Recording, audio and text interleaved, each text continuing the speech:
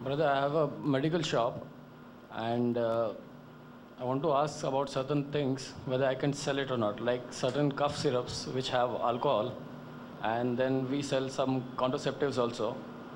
So which one is allowed and which one is not? Can you give me the answer?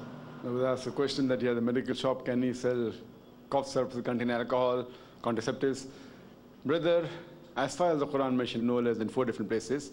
In Surah Baqarah, chapter number 2, verse number 173. In Surah Ma'idah, chapter number 5, verse number 3. In Surah Anam, chapter number 6, verse number 145.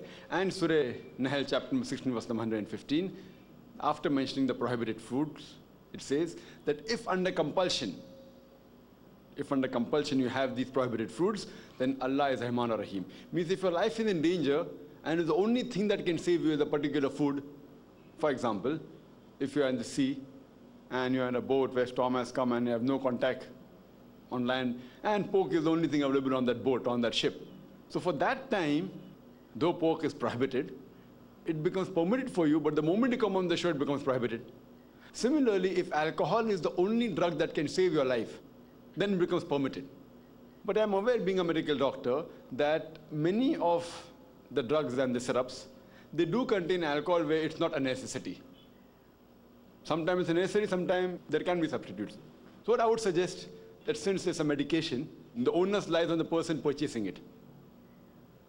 For example, you sell a knife, and you may be selling knife to cut vegetables. But if he uses for murder, so he's to blame, not you. What I can suggest, that you can give other alternatives of cough syrup which do not contain alcohol. And now research tells us that alcohol is not the best solvent. They use this as a media. So there can be other substitutes. So you as a Muslim, you can sell substitutes which do not contain alcohol. At the same time, I wouldn't say it is haram to sell, but if you promote the other drugs, it's preferable. As far as the contraception is concerned, again, if you hear my answer, on family planning, I've given the reasons where in normal circumstances it should not be done, unless it's advised by a medical doctor that if the life is in danger, that if she undergoes, if she has one more pregnancy, if she has several cesarean sections, she has had multiple cesarean sections, 4, 5, 6. And if the gynecologists say that one more pregnancy is detrimental to her health and she can die, under these circumstances, as a last resort, family planning and contraception can be done.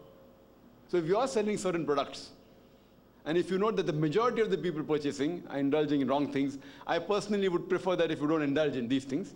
For example, it be copper tea or the other things. So these are mainly used for wrong activities. It again depends upon a taqwa. But if you know if someone uses it, these contraception, for a reason which is jaiz in Islam, which is permitted in Islam, then it's fine. But if you know that most of your customers are not using for this purpose, so as far as the temporary method is concerned, there is difference of opinion among the scholars, whether it's allowed or not allowed. As far as the permanent method, OC pills, all the scholars unanimously agree it is haram unless it is used for medical reasons. So that depends upon each individual, where does he fall in. But if you feel it falls in the grey area, I in your position wouldn't have sold it. I being an individual person, I wouldn't have sold it. But I'm not giving a fatwa that it's haram to sell, that I have to ask a faqih. But as an individual person, if I was running a medical store, I would not have sold these things. Because I know that most of these are used by people for reasons which are not jaiz in Islam. So I as a person individually would not have sold. There's a difference in fatwa and a taqwa. The fatwa you can take from a faqih, it depends on individual taqwa. So I in your position wouldn't have sold these things. But that depends. I'm not giving a fatwa it's haram to sell, because I'm sure that in various reasons, Islam does give permission if it's detrimental to the health. But see, most of the customers that buy from you, they may not be falling in this category. I personally would avoid it if I was in your position. You can take your own decision. Hope that answers the question.